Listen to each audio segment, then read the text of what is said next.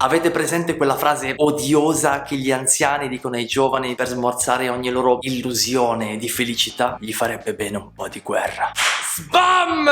Eccoci qua. Il coronavirus, il Covid-19 è la nostra guerra. Scuole e aziende chiuse, confini sbarrati, ospedali saturi, tutti a casa, tutti impauriti e i morti che aumentano sempre di più. In guerra. Ma questa è una guerra strana perché il nemico non sta dall'altra parte della trincea. In realtà neanche sappiamo chi è. Chiunque potrebbe essere contagiato. Il vicino di casa, nostra madre, noi stessi potremmo avere il virus senza neanche saperlo.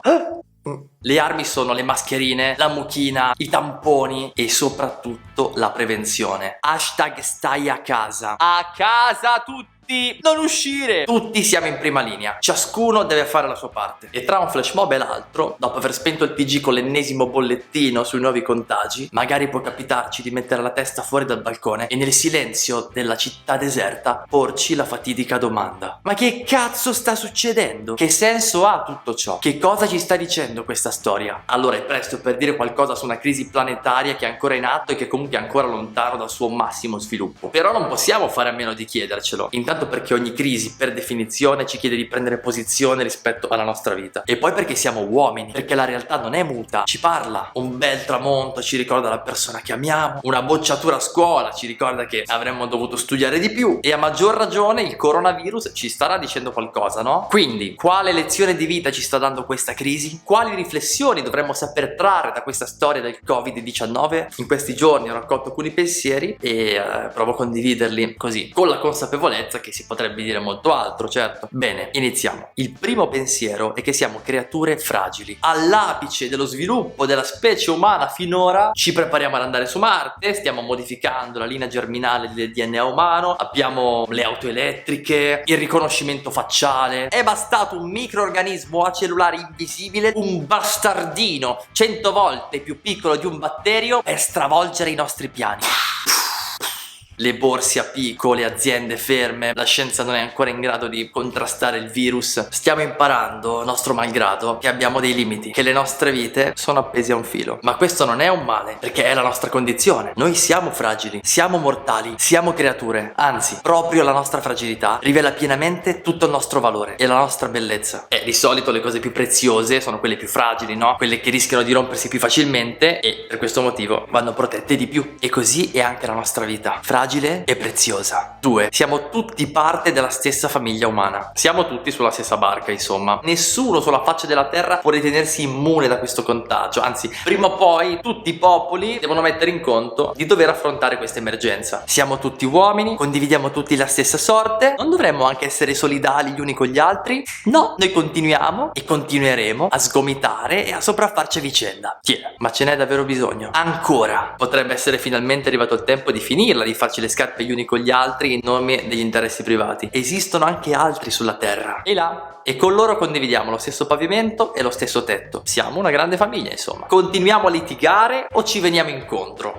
La terza riflessione è che abbiamo bisogno delle relazioni come dell'aria che respiriamo. Non semplicemente abbiamo delle relazioni, ma siamo le nostre relazioni. Senza gli altri siamo persi. Adesso siamo tutti in quarantena, no? E non possiamo incontrarci fisicamente a vicenda. E la cosa fighissima di questi giorni è che tutti si inventano mille modi per stare in contatto con i propri cari e per socializzare con quelli del balcone di fianco, con quelli del piano di sopra, quelli giù per strada, insomma con tutti, nel rispetto delle distanze di sicurezza. Videochiamate come se non ci fosse un domani, i flash mob sui palazzi, i social network, insomma mille modi diversi. Forse prima davamo un po' per scontato l'importanza degli altri per noi e magari qualcuno pensava di poter essere felice a prescindere da loro, anzi a volte li vedeva come un ostacolo al proprio successo individuale.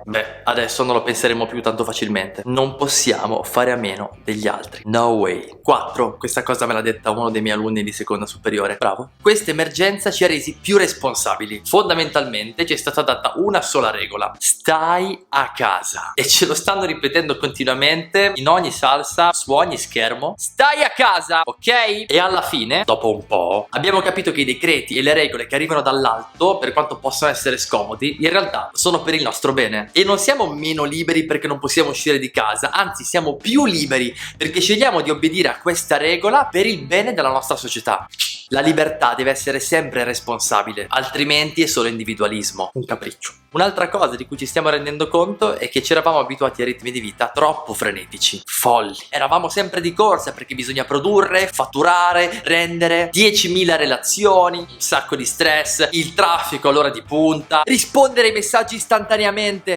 Calmi, eh? Adesso invece siamo tutti fermi. Abbiamo persino il tempo di annoiarci, di leggere un libro, di cucinare una torta. Piaceri che erano diventati quasi proibiti. Ok, nessuno è contento di stare in quarantena, però questi ritmi di vita sono di certo più umani, più vivibili di quelli di prima. La sesta lezione di questo coronavirus è che non siamo fatti per funzionare come macchine, ma per esistere. Tranne la Gran Bretagna, tutti i governi coinvolti da questa emergenza hanno scelto di sospendere la produzione per poter salvare vite umane, perché noi valiamo di più della nostra capacità di produrre, delle competenze tecniche che abbiamo acquisito, ed è commovente l'impegno di infermieri e medici che fanno turni di fuoco per tentare di salvare assolutamente ogni vita, perché ognuno è importante. E allo stesso modo è commovente la creatività con cui tutti stanno rispondendo alla difficoltà di questo periodo. Bello, bello, bello. Questa guerra del Covid-19 ci sta richiamando all'esistenza, ci sta ricordando che noi non siamo programmati per obbedire agli algoritmi dei sistemi economici, ma siamo provocati da Dio, siamo chiamati alla vita. Questo ci rende felici. Infine il coronavirus ci sta chiedendo di riconsiderare le nostre priorità.